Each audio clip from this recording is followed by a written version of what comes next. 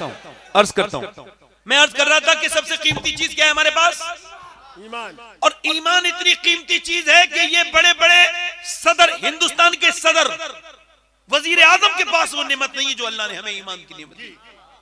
मगर अगर ये ईमान छिन जाए तो सूफिया ने लिखा ईमान पाक है और ये पाकी को पसंद करता है। जब गंदगी इसके अंदर आने लगती है ना दिल के अंदर, तो ईमान हल्के हल्के निकलने लगता है। हजरत सैयदना मौला अली, उनके खलीफा हजरत सैयदना इमाम हसन बसरी, जिनका स्टेटस ये है कि उन्होंने उम्मुल मोमिनीन सैयदा उम्मे सलमा का दूध पिया है, और सूफिया में बड़ा नाम है हसन बसरी का। ताबई बुजुर्ग हैं, हसन बसरी हैं।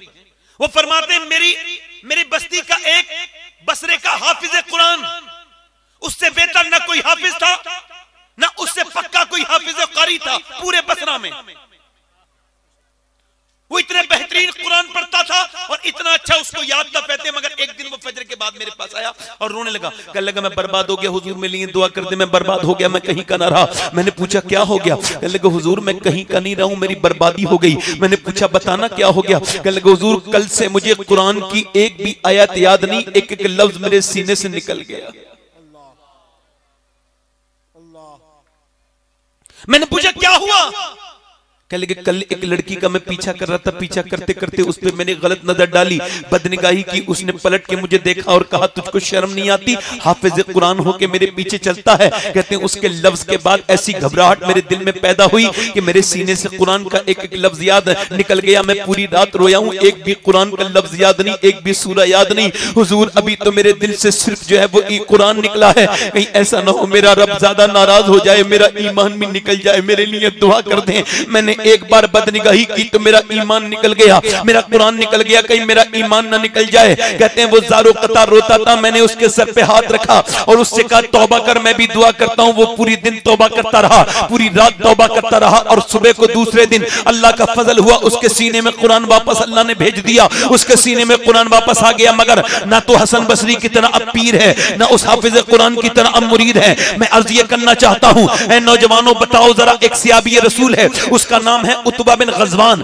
वो तलवार चला रहा है, इमाम गजाली लिखा है वो तलवार चलाते चलाते उसने अपनी तलवार को फेंका है, और तलवार को फेंकने के बाद उसने फिर अपना जो है ना अपना चाकू निकाल के अपनी आंख में मारा है, और आंख में मारने के बाद उसने अपनी आंख निकाल के फेंक दी है। अब शोर मचा है, शोर इतनी जोर से मचा सारे लोग इकट्ठे हो गए, ये तूने क्या किया? अबू मूसा अशअरी कहते हैं मैंने पूछा बताना तूने ये आंख क्यों निकाल के फेंक दी, ये बताना। हम सब रोते थे, पूछते क्या हुआ? कहने लगे बस एक गुनाह हो गया, उस गुनाह के कफारे में ऐसा किया है। का क्या मतलब? का अल्लाह के रसूल फरमाते हैं जब कोई बदनिगाही करता है तो उसकी आंख में जहन्नम की कील ठोकी जाएगी। का फिर का मेरे नबी सच्चे हैं, नबी का फरमान भी सच्चा है, कहीं ऐसा ना हो मेरी आंख में बदनिगाही की वजह से जहन्नम की कील ठोक दी जाएगा। क्या मतलब? कल एक कहते हैं एक लड़की पे नजर पड़ गई, और जब मैंने ये सोचा लड़की पे नजर पड़ गई तो मैंने सोचा कहीं मेरी एक आंख मुझे जहन्नम में न ले जाए। वो कहता उतबा बिन गजवान सिहाबी के मैंने अपनी आंख निकाल के फेंक दी। अल्लाह अकबर, जरा गौर तो करो, ऐसा तुमने खौफ देखा कभी?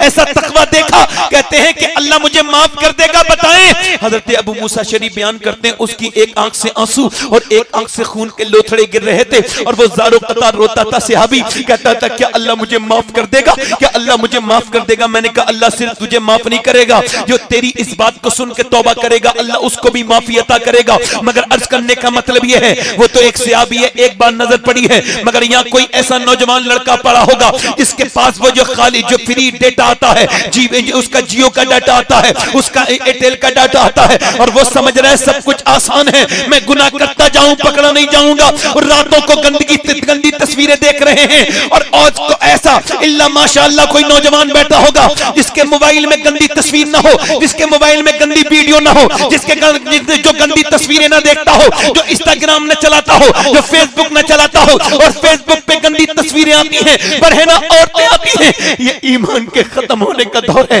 ये कयामत का कुर्ब है। मैं अर्ज करता हूँ आपसे, अपने रब से डर जाओ, अपनी जिंदगी को पाक कर लो, अपनी तन्हाइयों को बदलो। अब तो इस कदर अल्लाह के साथ बगावत करने लगे हैं मुसलमान कि अपने अपने स्टेटस पे लगाते हैं गंदी तस्वीर, अपनी स्टेटस पे लगाते हैं कि लो मेरा नाम मोहम्मद इमरान है और मेरे स्टेटस पे गंदी लड़की नाच रही है। मेरा स्टेटस, मेरा हालात ये है कि मेरा नाम मोहम्मद कामरान है, मेरा नाम मोहम्मद नदीम है, मेरा नाम मोहम्मद जैद है, मेरा नाम मोहम्मद जाहिद है, मेरा नाम मोहम्मद अमानत है, मेरा नाम अली के नाम पर है, मेरा नाम हुसैन के नाम पर है, मगर मैं गंदगी इस कदर कर रहा हूं कोई देखे तो। अभी कुछ दिनों पहले तौबा तौबा अस्तगफिरुल्लाह, ये तो लड़कों का हाल है। अभी कुछ दिनों पहले एक फिल्म रिलीज हुई, बड़ा शोर मचा हिंदुस्तान में उस फिल्म पर। उस फिल्म के थिएटर के बाहर लखनऊ के अंदर एक लड़की फिल्म देख करके बाहर निकल के जा रही है, उसको रोक लिया रिपोर्टर ने। वो बुर्का ओढ़े भी लड़की थी। क्या नाम है आपका? कह मेरा नाम जरीन फातिमा है। क्या देख के आ रही है?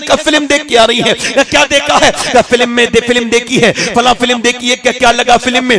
फिल्म में डांस अच्छा है, ये अच्छा है, वो अच्छा है। अगर मैं वहां होता तो उस बच्ची के, उस लड़की के पांव पकड़ के कहता कम से कम नबी की बेटी फातिमा के नाम की लाज रख लेती। तू फातिमा का नाम किस थिएटर के बाहर खड़े होके ले रही है?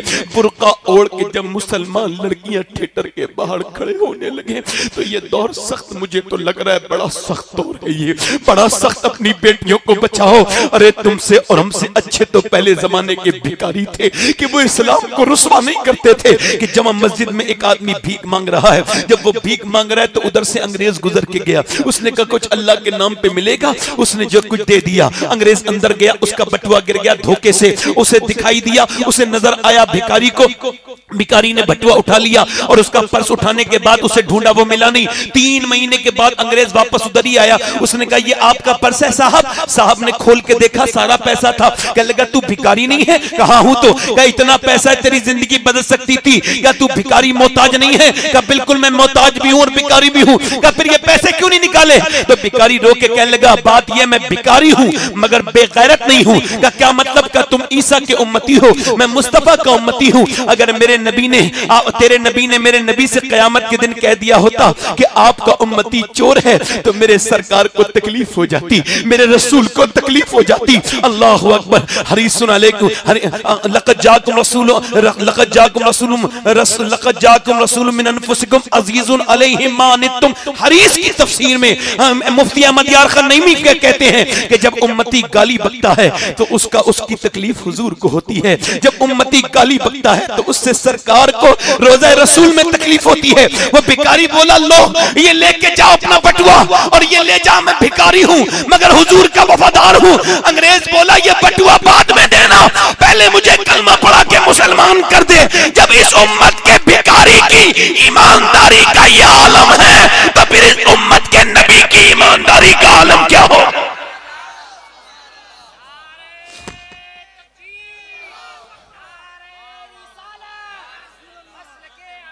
बुशिकन उठ गए, बाकी जो रहे बुतगर हैं। उम्मती बाई से रुसवाई ये पैगंबर हैं। बुशिकन उठ गए, बाकी जो रहे बुतगर हैं। उम्मती बाई से रुसवाई ये पैगंबर हैं। देखो कैमरे वाले, अगर आगे बैठा करो तो बोला करो, वरना ये कैमरे उठा के पीछे बैठा करो। समझ रहे हो? समझ रहे हो आप लोग? ये बीच में आप ये डेपो बैठ खराब करते हो कि हम लोगों से बात नहीं कर सकते, आप आगे बैठ जाते हो और उसके बाद सुभान अल्लाह वगैरह भी नहीं कहते हो। मुसलमान नहीं हो क्या? हो मुसलमान नहीं हो तो बोलो जरा सुभान अल्लाह। हाँ वरना हटवा दूंगा कैमरे 2 मिनट में। समझ में आ रही नहीं आ रही? रोज से बोलो सुभान अल्लाह, मुस्कुरा के बोलो सुभान अल्लाह। मुश्रिकन उठ गए, बाकी जो रहे बुतगर हैं। उम्मती बाई से रुसवाई ये पैगंबर हैं। वो कैसा दौर था मियाँ कि जब एक कश्तियां उतरी थी मुसलमानों की, उन्होंने जो है वो कश्तियां, उन्होंने समंदर पार किया, कश्तियों को लगाया सहार किनारे से। और उसका जनरल जो था उसने कहा था मुसलमानों जो जाना चाहता है चला जाए कश्ती लेके, थोड़ी देर के बाद फिर जाने का रास्ता बंद कर दूंगा। क्या मतलब? थोड़ी देर के बाद मैं कश्तियों को जलाने वाला हूँ। तारिक बिन जियाद ने कश्तियों को जलाया और कहा मुसलमानों बोलो अब क्या तुम्हारे पास एक ही सूरत है, या तो शहादत है या तो फतह है। अब बताओ, उंदुलुस के साहिल पर जब तारिक बिन जियाद का काफिला उतरा था तो उसने यही कहा था या तो फिर शहादत है या फिर अल्लाह के नाम पर शहादत, या फिर स्पेन पे नबी के नाम का झंडा गड़ेगा। स्पेन के साहिल से जब इकबाल चला था, जब वो तारिक बिन जियाद, इकबाल ने कहा था हट न सकते थे अगर जंग में अड़ जाते थे, पांव शेरों के भी मैदान से होकर जाते थे, तो उससे सरकश हुआ कोई तो बिगड़ जाते थे।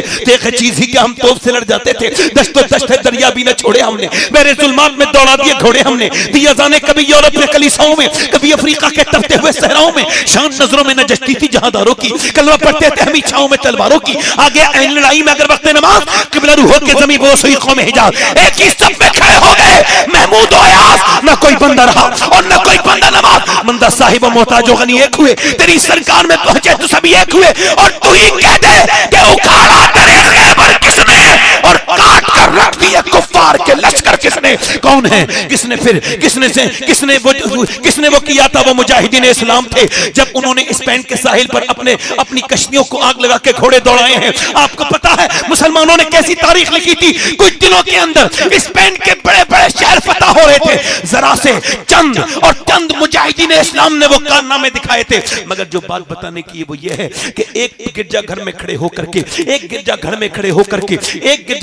होकर के सारे पादरियों ने मशवरा किया मुसलमानों को कैसे रोका जाए, क्या किया जाए, उन पर मजहबी जुनून तारी है, कैसे रोका जाए।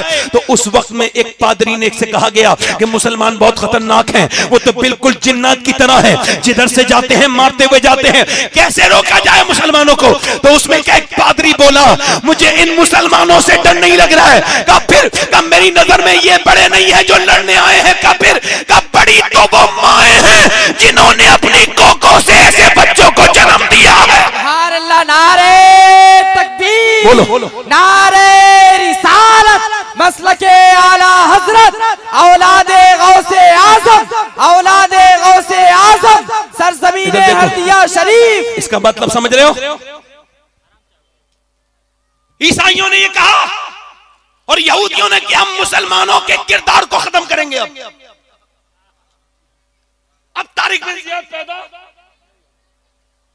अब मूसा बिन नसीर पैदा,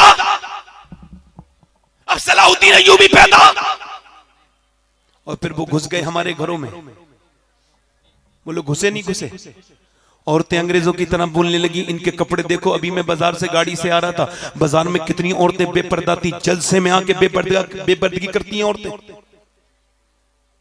और लड़के कितने खड़े हैं उस तरफ।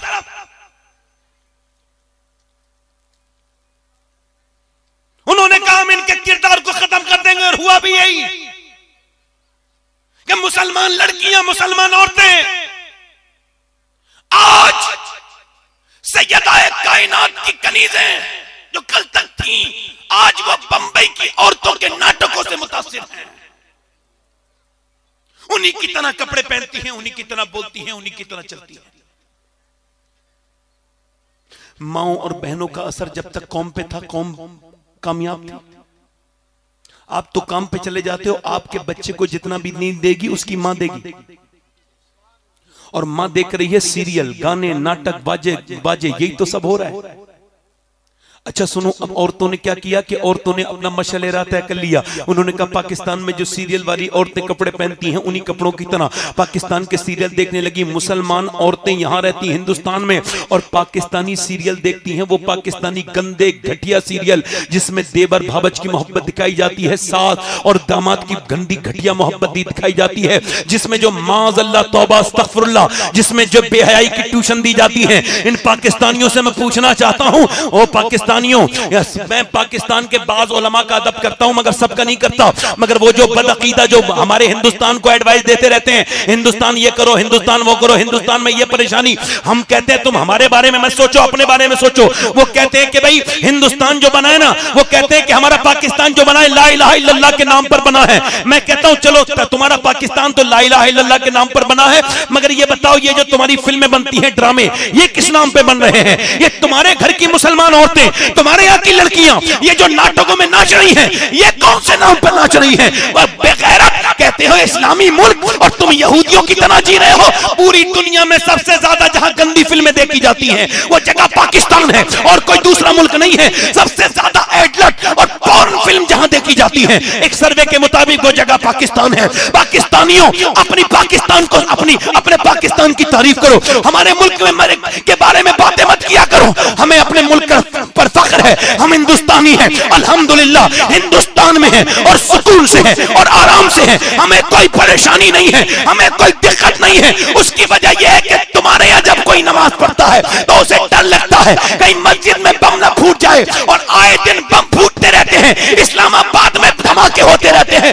मगर अल्हम्दुलिल्लाह देखो, तुम जब नमाज पढ़ते हो तो तुम उड़ा दिए जाते हो अपने मुल्क में, और जब हम अपने मुल्क में नमाज पढ़ते हैं तो नमाज हम पढ़ते हैं, हमारी हिफाजत गैर मुस्लिम करते हैं और दुनिया को यह बताते हैं कि हिंदुस्तान में किसी राजा की नहीं, अजमेर के ख्वाजा की हुकूमत है।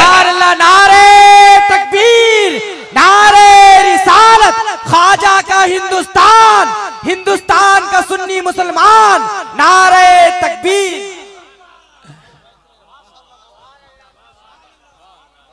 बोलो तो सही जरा सुभान अल्लाह। अच्छा मुझे बताओ, लड़कियों के लिए मशले राह क्या था? सैयदा खातून जन्नत की जिंदगी, अम्मी खतीजतुल कुबरा की जिंदगी, अम्मी आयशा की जिंदगी। बोलो, देखो बैठे हो आप तो बोलो जरा सुभान अल्लाह। हैं? मगर लड़कियां उस तरफ चली गईं, उस तरफ उन्होंने खातून जन्नत को छोड़ दिया, उन्होंने जो है ना वो राबिया बसरी को छोड़ दिया। हैं? और इसका असर क्या हुआ है? दिसंबर से लेके अब तक, यानी दिसंबर से लेके मार्च तक सिर्फ बरेली जिले में 65 लड़कियां इस्लाम छोड़ के गैर मुस्लिमों घरों में। नारे लगाओ लगाओ, हम तो मैं तो लगाता हुआ था नहीं नारे।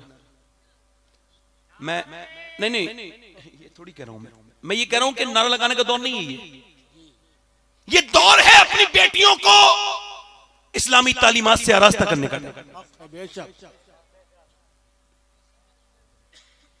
2014 से लेके अब तक तकरीबन 8 लाख लड़कियां, मैं कहता हूं या तो वो लड़कियां इस्लाम समझी ही नहीं थी,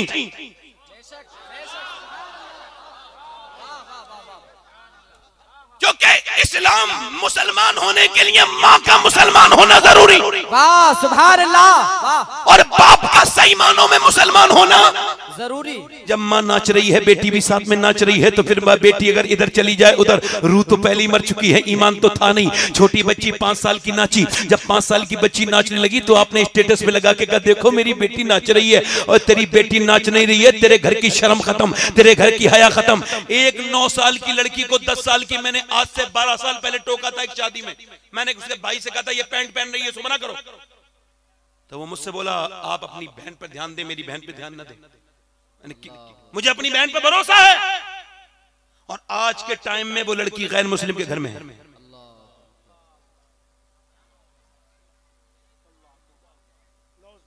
मैं आपसे ये अर्ज करना चाहता हूं कि जब तुम्हारे घर में टीवियां चली, फिल्में चले, ड्रामे चले,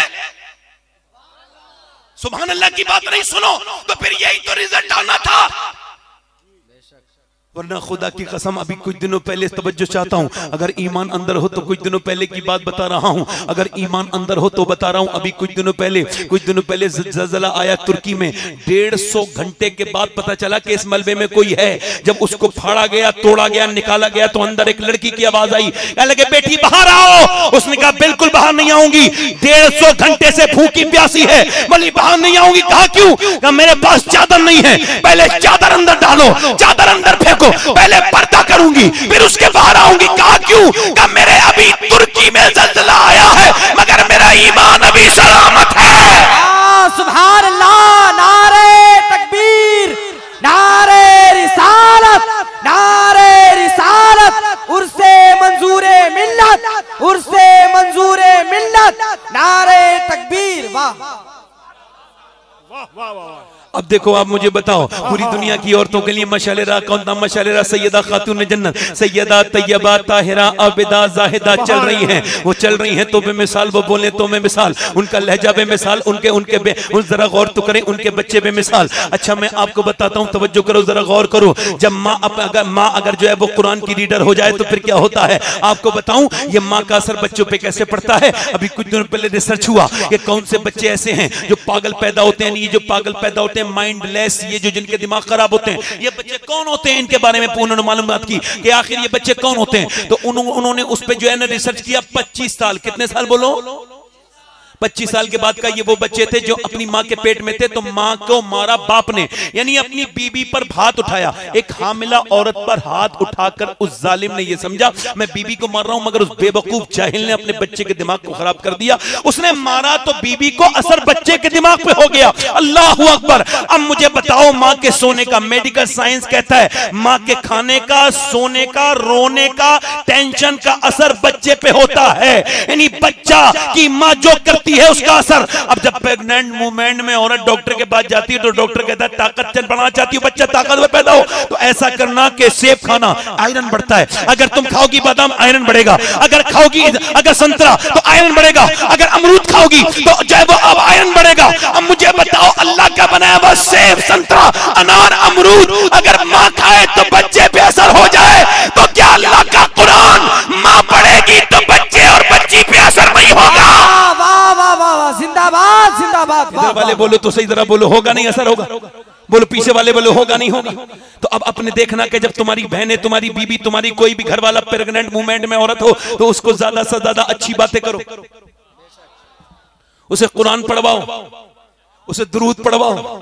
मेरा इमाम कहता है कि अगर बच्चा, आला हज़रत फरमाते हैं, अगर बच्चा पैदा हो और माँ पहली बार दूध पिलाए और उसी वक्त नबी पर दुरूद पढ़ दे तो अल्लाह उस बच्चे को आशिक़ रसूल बना देता है। जिंदाबाद जिंदाबाद। क्या बना देता है? बोलो अल्लाह, बोलो तो सही, क्या बना देता है? तकबीर। तवज्जो चाहता हूं आजकल मैं।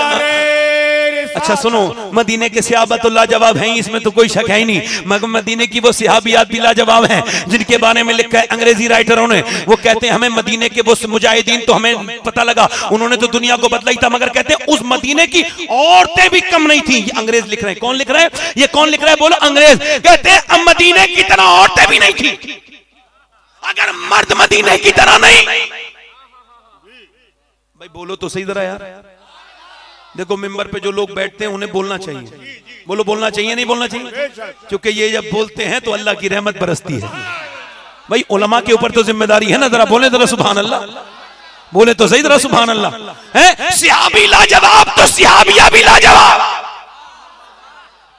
मदीने के मर्द लाजवाब, मदीने की औरतें भी लाजवाब। अंग्रेज लिखते हैं कि हमने आज तक किसी एक भी स्टेटमेंट को नहीं पढ़ा कि मदीने की औरत ने अपने बच्चे को जंग पे भेजा हो और ये कहा हो मेरे बेटे खैरियत से आना, मैं तेरा इंतजार करूंगी। नहीं नहीं, मदीने की औरतें एक बात कहती थी, ये मदीने की रस्म थी, ये मदीने का रिवाज था कि जब वो जंग पे जाता था उसका बेटा, तो वो कहती थी बेटे तू अकेला है मेरा लाडला, मगर मैं तेरा इंतजार नहीं करूंगी। जब तू पैदा हुआ था तभी मैंने कहा था या अल्लाह इसे जिंदगी देना, मैं तेरे नाम पे शहीद, मैं तेरे नाम पे कुर्बान कर दूंगी। मगर मेरे रब ने रब की बारगाह में अर्ज की थी, मगर मेरे लाल मेरे बेटे याद रखना, जब जंग में जाए और जब तीर चले, जब बाज भाले चले, जब तलवारें चले, तो ख्याल रखना जितने भी जख्म आए सीने पे आने चाहिए, पीठ पर जख्म नहीं आए, ताकि लोग देखे तो समझ जाए मदीने की औरतें बुज़दिल पैदा नहीं करती, शेर दिल पैदा करती है।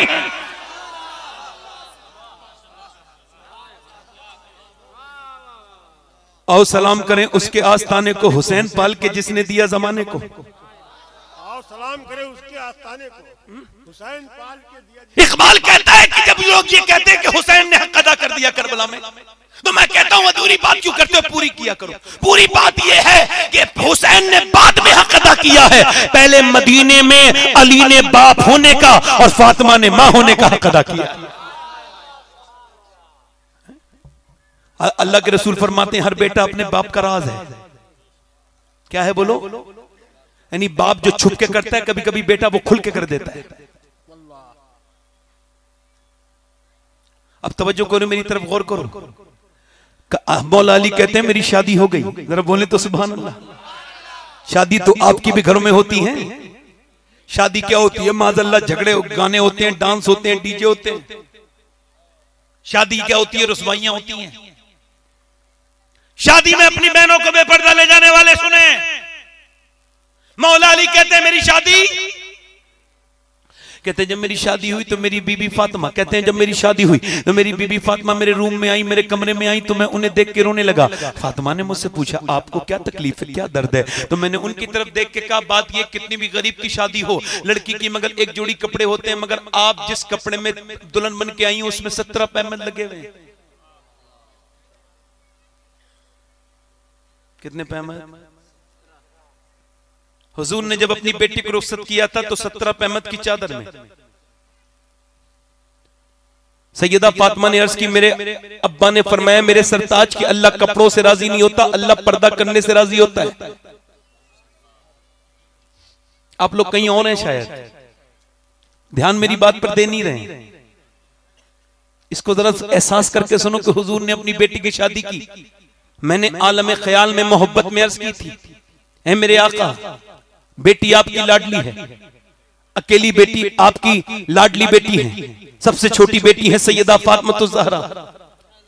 आप उनको जो है वो रुखसत कर रहे हैं तो कपड़ों में आप एक जोड़ी कपड़े नहीं दिए, आपने ये चादर पैमत की। तो रहमतों से आवाज आई है आलम ख्याल में इस वजह से जब मेरा कोई उम्मती अपनी बेटी को रुखसत करे और उसकी बेटी के पास कपड़े अगर कम हो तो वो मेरी बेटी के बारे में सोचे कि मैंने अपनी बेटी को कैसे रुखसत किया। मौला अली फरमाते हैं मेरी शादी के दूसरे दिन मेरे पड़ोसी ने कहा आप मेरे घर दावत खा लें, आपकी बीबी अभी नई नवेली दुल्हन है, वो काम तो करती नहीं होंगी। तो मैंने कहा आप कैसी बात करते हैं, फातिमा को आप आम औरतों की तरह समझते हैं? फरमाते मौला अली मैंने कहा कि मेरी फातिमा फजर के बाद इतना काम किया है उन्होंने शाम तक कि उनके हाथों में जख्म थे। अल्लाह के रसूल जब मदीने से जाते हैं तो सबसे आखिर में सैयदा फातिमा से मिलते हैं, जब वापस आते हैं तो सैयदा से मिलते हैं। एक दिन हुजूर जब आए हैं वापस तो नया पर्दा पड़ा हुआ है सैयदा के घर के बाहर, और आपको मौला अली ने एक जंग पे से कुछ माले गनीमत मिला था तो आपने कुछ चांदी का कुछ जेबर दे दिए थे। तो जब हुजूर ने ये देखा तो सरकार बगैर मिले बेटी से वापस आ गए, मस्जिद नबी शरीफ में जाके बैठ गए। और जब हुजूर वहां जाकर के बैठ गए और हजरत अली आए, देखा तो सैयदा फातिमा रो रही हैं। अल्लाहू अकबर, पूछा क्या हुआ? कब बात ये मेरे अब्बा आए थे, नाराज होकर के चले गए। हजरत अली कहते हैं मैं मस्जिद में से आया हूं तो हुजूर को भी मैंने रोते देखा, चलो फातिमा अल्लाह के रसूल की बारगाह में पहुंचते हैं। जाके दोनों मियां बीबी पहुंचते हैं, अर्ज करते हैं अल्लाह के रसूल। सैयदा फातिमा अर्ज करती अब्बा आप क्यों नाराज हैं, क्या आप मुझसे नाराज हो गए? नहीं नहीं बेटी मैं तुम आपसे नाराज नहीं हूं, मगर ये कि बदर के यतीम भूखे रहे और फातिमा के हाथों में चांदी और सोने के जेवरात हो ये मुझे पसंद नहीं है। ऐ मेरी बेटी जब असहाबे सुफ़ा भूखे रहे और मेरी बेटी के हाथ में चांदी के कंगन हो ये मुझे बर्दाश्त नहीं है। मेरी लाडली मेरी बेटी सैयदा पर्दा उखाड़ के लाई थी, जेवर उतार के आई थी, हुजूर की बारगाह में अर्ज कर दी। कहने लगे अब्बा अली ने कहा था, अली मेरे शौहर हैं, उनके कहने पर पहली मर्तबा ये जेवर पहने हैं, वरना मुझे भी ये जेवर पसंद नहीं है। आप ये यतीमों को दे दीजिए, आप ये किसी लंगर खिला दीजिए, इसका ये ले लीजिए अब्बा। दौलत पसंद है ना खजीना पसंद है, मुझको तो मुस्तफा का मदीना पसंद है। सैयदा ने सब कुछ दे दिया। कौन? नबी पाक सल्लल्लाहु अलैहि वसल्लम की बेटी। एक दिन सैयदा फातिमा अपने अब्बा से मिलने के लिए आ रही है। अम्मी आयशा रिवायत करती हैं कि खातून जन्नत तशरीफ ला रही थी। मैंने कहा हुजूर फातिमा आ रही हैं। हुजूर उठ के खड़े हो गए। फातिमा आई और हुजूर के पास जब आई तो ऐसे करके ना ये जो है ना ये ऐसे करके चादर बंधी हुई है, ऐसे करके ऐसे। और पूछा क्या हुआ फातिमा ये क्या है? ऐसे करके खोला, अब्बा ये रोटी लाई हूं। तो हुजूर ने रोटी को, गरम रोटी थी, मुंह में रखा, एक लुकमा लिया है तो हुजूर की आंखों से आंसू गए निकले। अब्बा क्यों रोते हैं मेरे अब्बा, मेरे प्यारे अब्बा? हुजूर ने फरमाया फातिमा 5 दिन के बाद पहला लुकमा तेरे बाप ने के मुंह में गया। सैयदा कहने लगी अब्बा आप खा लीजिए, 5 दिन से मेरे घर में भी कुछ नहीं था। अली आज जौ लेके आए तो पहले मैंने जौ पीसे, फिर मैं पानी निकाल के लेके आई कुएं से, उसके बाद चक्की चला के रोटी बनाई है और मैंने अब्बा एक भी लुकमा नहीं खाया। मैंने सोचा पहले अपने अब्बा को खिलाऊंगा। बेटियों से मोहब्बत किया करें। 50 बेटे भी मिलके एक बेटी का मुकाबला, एक बेटी का मुकाबला। बहनों के घर जाया करें, बहनों के घर। देखो मुझे बड़ी परेशानी होती है जब कोई मुझे डिस्टर्ब करता है, मैं उसके लिए बद्दुआ तो नहीं करता मगर अल्लाह के सौंप देता हूं उसका। मैं कह रहा हूं या अल्लाह अगर मेरी इस तबलीग में कोई रखना पैदा कर रहा हो तो उसे हिदायत देना मालिक। अपनी बेटियों के घर जाया करो, बहनों के घर जाया करो, उनसे मोहब्बत किया करो। उनसे एक दिन हुजूर अपनी बेटी से मिलने के लिए गए, जरा बोले तो सही सुभान अल्लाह। जाया करो बेटियों से मिलने, बहनें बड़ी प्यारी होती है, मरते दम तक अपने मैके को नहीं भूलती। अभी कुछ दिनों पहले मैं मसरूफ रहता हूं, मेरी बड़ी बहन का टेलीफोन आया, वो रोने लगी। मैंने कहा क्यों रोती हो बाजी? तो कोई बात नहीं। मैंने कोई तकलीफ है? नहीं। क्यों रोती हो? कहने लगी मैं कहा कुछ जरूरत हो तो मुझे बताओ। कहने लगी कोई बात नहीं मेरे भाई, बस टेलीफोन कर लिया करो कभी कभी। जिसकी बहनों के घर भाई नहीं जाते, बहनें कमजोर हो जाती, बाप नहीं जाता, बहनें कमजोर हो जाती, बेटियां कमजोर हो जाती। बेटियां बहुत प्यारी चीज है, उनसे प्यार करो, उनसे मोहब्बत करो। अल्लाह के रसूल एक दिन अपनी बेटी से मिलने के लिए गए, आवाज दी फातिमा अंदर आ सकता हूं? अंदर से आवाज आई मेरी बेटी, अगर अंदर से आवाज आई सैयदा ने अर्ज की अब्बा जान अगर आप तन्हा हैं तो आ जाएं। कहा नहीं मेरे साथ इमरान है, उन्हें न लाएं। इमरान नाम के एक सहाबी साथ में थे। हुजूर ने फरमाया इमरान को क्यों न लाऊं फातिमा? अब्बा उन्हें न लाएं। और फातिमा उन्हें क्यों न लाऊं? अब्बा उन्हें न लाएं। फातिमा क्यों न लाऊं? जब हुजूर ने कई बार पूछा तो इमाम गजाली ने इस हदीस को कोट किया। वो कहते हैं जब अंदर से कई बार हुजूर ने पूछा तो अंदर से आवाज आई अब्बा आपकी बेटी के पास इतने कपड़े नहीं है वो किसी दूसरे मर्द से पर्दा कर सके। एक जोड़ी कपड़े में इतने पैमद लगे हुए। मेरी बेटियों से कहता हूं, इमरान कहते हैं मैं हुजूर के करीब खड़ा था, मैं रोने लगा। हुजूर अंदर गए, जाकर कहा मेरी बिटिया को क्या हो गया, इतनी कमजोर हो रही है मेरी बेटी, चेहरा बिल्कुल पीला है। चादर दी हुजूर ने। अब्बा अल्लाह का शुक्र है, वो बताना मेरी बेटी क्या हो गया। अल्लाह का शुक्र है, बताना मेरी बेटी। जब हुजूर ने कई बार पूछा तो मेरा इमाम कहता है जिसकी तस्की से रोते हुए हंस पड़े उस तबस्सुम की आदत पे लाखों सलाम। जब हुजूर ने अपनी बेटी से कई बार पूछा बताना मेरी बेटी क्या हो गया है, तो अर्ज करने लगी अब्बा और तो कोई बात नहीं है, 5 दिन से मैंने कुछ खाया नहीं, मेरे पेट से एक पत्थर बंध रहा है। तो हुजूर ने फरमाया बेटी दुनिया मोमिनीन के लिए कैद खाना और काफिर के लिए जन्नत है। अगर तुमने 5 दिन से कुछ नहीं खाया तो तुम्हारे बाप को आज 9 दिन हो गए, मैंने आज 9 दिन से कुछ नहीं खाया।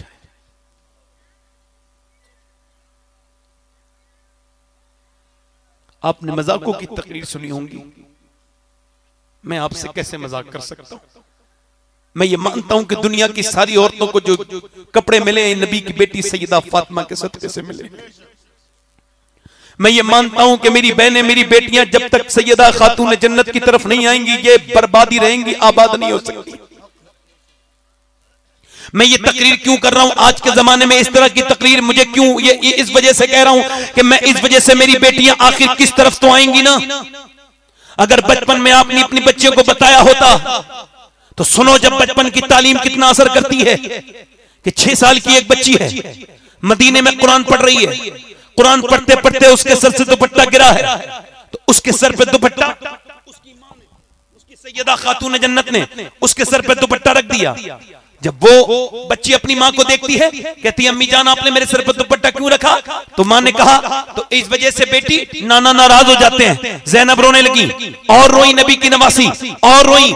सैयदा ने कहा चुप जाना ज़ैनब, अब तो सर पर दुपट्टा रख लिया, मगर हसास बाप की हसास बेटी और रोई। क्या हुआ ज़ैनब? कहा मेरे नाना से कह देना अम्मी जान इस बार ज़ैनब को माफ कर दें। अगली बार ज़ैनब सर पे से सर तो कटा देगी मगर सर पे से दुपट्टा नहीं हटने देगी। मगर करबला के मैदान में देखो, ये करबला के मैदान में जब तमाम लोग शहीद हो गए, इमाम हुसैन शहीद हो गए, जब कासिम शहीद हो गए, अली अकबर शहीद हो गए, तो सैयदा ज़ैनब निकल के जा रही है ऊंटनी पर। एक जालिम ने ऐसे करके जो है ना वहां से उनका जो है दुपट्टा खींच लिया। जब दुपट्टा खींचा तो बालों से अपने चेहरे को ढकने के बाद फिर उन्होंने मदीने की तरफ मुंह किया। मेरी बेटियां मेरी बहनें सुन लें, मदीने की तरफ मुंह करके कहती हैं मेरे नाना जान मैं वही ज़ैनब हूं जिसने अपनी मां से वादा किया था, मैं वही ज़ैनब हूं जो पैदा होते ही जिसने आपकी गोद में अपनी आंखें खोली थी।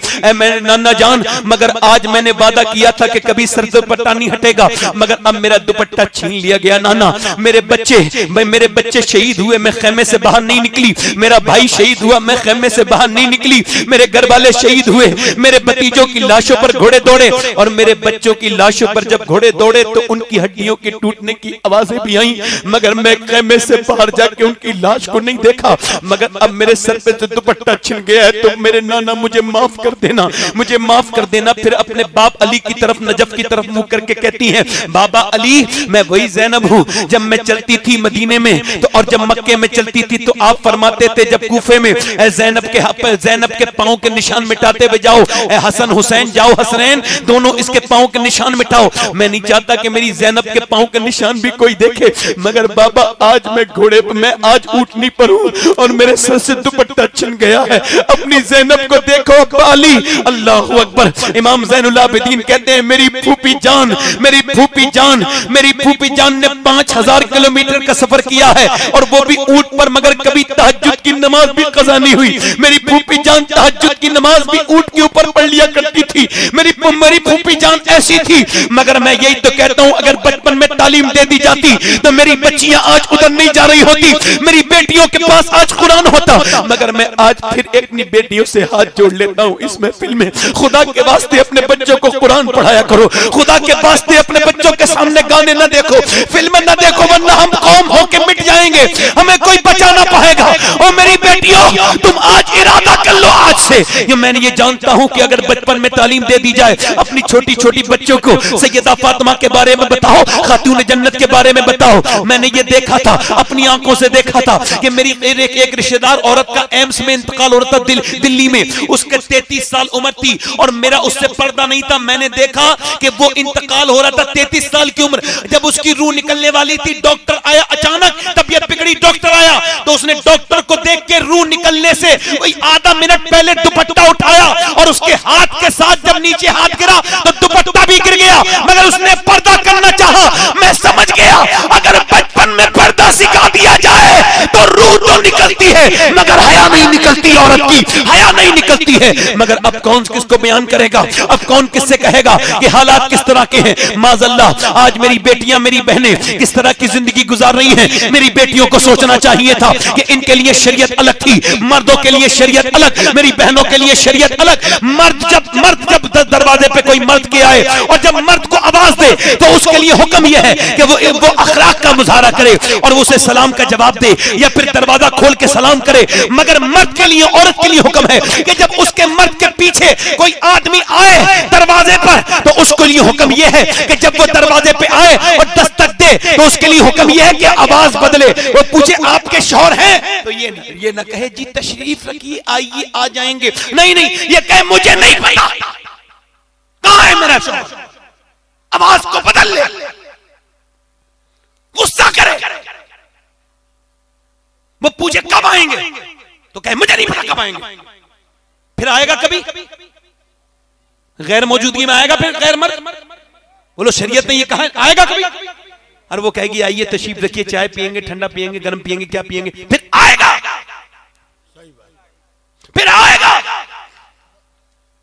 अरे मेरी बेटियों को बताओ, उन बेगैरतों को बताओ जो अपनी बहन बेटियों को शादी में लेके जाते हैं तो बिल्कुल कसे कसाए कपड़े पहनाते हैं, बेटियों का जिस्म जाहिर हो रहा है। माज़अल्लाह मैं कहना नहीं चाहता, मेरी बेटियां, मेरी बहनें, जिस्म जाहिर हो रहा है। शादी में पंडाल में गया, अब तेरी बेटियों को, बहनों को कोई देख रहा है, सबसे पहले उसकी उस पे बुरी कपड़ों पे नजर पड़ी बेटर की, फिर और लफंगों के गंदे लड़कों की नजर पड़ी। इससे पूछा तेरी शर्म कहां चली गई, कहा मैं कहीं और देख रहा था, किसी और की बेटी को, मेरी बेटी को कोई और देख रहा था। अरे मुसलमानों ने तो गैर मुस्लिम औरतों को पर्दे दिए हैं। एक जंग में एक औरत के सर पे दुपट्टा नहीं था, हुजूर ने फरमाया सलमान ले मेरी चादर इसके सर पे रख दे। सलमान फारसी ने कहा हुजूर मुसलमान की बेटी नहीं है, गैर मुस्लिम की बेटी, फरमाया है तो किसी की बेटी, तू उसका सर ढक दे, क़यामत के दिन अल्लाह तेरे गुनाह ढूंढ। आज हम अपनी बेटियों के सर नहीं ढक पा रहे, अपनी बहनों के सर नहीं ढक पा रहे, अपनी बच्चियों के सर नहीं ढक पा रहे। गौर तो करो आप, मैं ये बात बयान कर रहा हूं मेरी बहनों के लिए, मेरी बेटियां जो बैठी हैं, देखो ये मर्द की नमाज है अल्लाहु अकबर और ये औरत की नमाज है अल्लाहु अकबर। मर्द जब शुरू कर रहा है तो हाथ खोल रहा है और क्या कह रहा है अल्लाहु अकबर, और औरत जब नमाज पढ़ रही है तो कह रही है अल्लाहू अकबर, बस यहां तक हाथ, मर्द के खुलेंगे, यहां आएंगे, ऐसे करके पूरी तरह से खोल जो है वो अल्लाहू अकबर तकबीरुल्लाह कहेगा, मगर औरत बस यहां तक हाथ लाएगी। क्यों? इसके जिस्म की बनावट और है, मर्द के जिस्म की बनावट और है। अल्लाह नहीं चाहता कि नमाज पढ़ते में भी औरत बेपर्दा हो, इसलिए अल्लाह ने औरत की नमाज अलग कर दी और मर्द की नमाज अलग।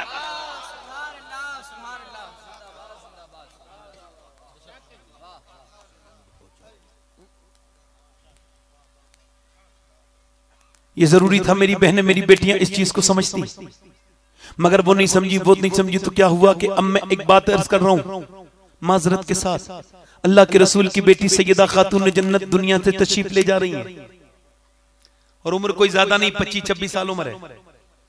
कितनी उम्र हुई है हुजूर की बेटी की? बोलो बोलो तो जरा, कितनी उम्र हुई है? मगर जरा गौर तो करो, अल्लाह के रसूल की बेटी रोने लगी। अस्मा बिनते उमैस, हजरत अबू बकर सिद्दीक की बीबी, वो कहती है मैं खादिमा हूं फातिमा की। मैंने पूछा आप क्यों रो रही हैं? कह लगी जीते जी तो पर्दा किया है, इंतकाल के बाद जब लोग कांधा बदलते हैं तो मैयत हिलती है, सोच रही हूं जब मेरा जनाजा निकले तो बेपर्दगी ना हो जाए। यानी नबी की बेटी का ख्याल तो देखो, मेरी मैयत हिले तो बेपर्दा ना हो जाऊं। मेरा इमाम कहता जिसका आंचल न देखा महामहर ने, उस रिदाए नज़ाहत पे लाखों सैयदा ज़हरा तैयबा ताहिरा जाने अहमद की राहत पे लाखों सलाम। जिसका चेहरा नबी की तरह, जिसके होठ नबी की तरह, जिसका लहजा नबी की तरह। बल्कि इकबाल कहता है मरियम अज़ीज़ निस्बत ईसा अजीज, अस्सै निस्बत हजरत ज़हरा अजीज। इकबाल कहता है मरियम इस वजह से बुलंद है कि ईसा की माँ है, मगर फातिमा को देखो हुसैन और हसन की अम्मी है, अली की बीबी है, नबी की बेटी है। मगर सुनो तो, जब मेरा इमाम बात किया है और मेरे इमाम ने पूरे हदाये के बख्शिश में कहीं भी सैयदा फातिमा का नाम इस्तेमाल नहीं किया। अदब का वो मकाम जो इमाम अहमद रजा के यहाँ है, कोई दूसरा लाके तो दिखाए। वो अजमेर के लाफजी, वो बदतमीज, वो मौलाई कहने वाले गुंडे, अपने आप को गुंडा चरसी, वो चर्स पीने वाले बेगैरत मेरे आला हज़रत के खिलाफ भोंकते हैं। अरे उन्हें क्या पता है अहमद रजा कौन है? कोई इसके टक्कर का कोई शेर ला के दे, मैं पूरी जिंदगी गुलाम होकर के वो गुलाम हो जाऊंगा। कोई ऐसा शेर सैयदा की शान में ला करके दे। इकबाल ने कहा था मरियम अज़ीज़ निस्बत ईसा अजीज, अस्सै निस्बत हजरत ज़हरा अजीज। मगर मेरा इमाम कहता है नूर बिनते नूर सोचे नूर उम्मे नूर नूर नूर मुतकी कनीज, अल्लाह रे लहना नूर का। इकबाल कहता है फातिमा वो है जो कि अली की बीबी है और नबी की बेटी है, हसन हुसैन की माँ है। मगर मेरा इमाम कहता है फातिमा वो है जिसके बच्चे नूर, उसका शौहर नूर, उसका अब्बा नूर, तेरी नस्ल पाक में है बच्चा बच्चा नूर का, तू है ने नूर तेरा सब घराना। नारे तकबीर, पूरा मजमा अपने हाथों को बुलंद करे। नारे तकबीर, नारे रिसालत, कलामे आला हजरत, सलामे आला हजरत, तहकीके आला हजरत। मेरी तरफ देखो बस, मेरी बात खत्म हो रही है, मेरी बात खत्म हो रही है। मेरी तरफ देखो बस, मेरी बात खत्म हो रही है। मैं अपनी बेटियों से गुजारिश करता हूँ, किसे मुंह दिखाओगी क़यामत के दिन? आज अपने दिलों में वादा कर लो, मैं तुमसे हाथ नहीं उठवा सकता मेरी बेटी हो, मगर दिलों में इरादा कर लो कि आज से घर से बाहर निकलेगी तो पर्दे में निकलेगी, आज से मुसल्ला बिछाएगी, आज से नमाज पढ़ेगी। और अगर तुम ये वादा करने के लिए तैयार हो तो फिर याद रखना, अगर तुम आज खातून जन्नत की बातों पे अमल कर लोगी तो कयामत के दिन तुम्हें ज्यादा इंतजार करना नहीं पड़ेगा। जब फातिमा जन्नत में जाएंगी तो सारी कनीज़ें भी उनके साथ जाएंगी। वाह सुभान अल्लाह, सुभान अल्लाह, जिंदाबाद जिंदाबाद।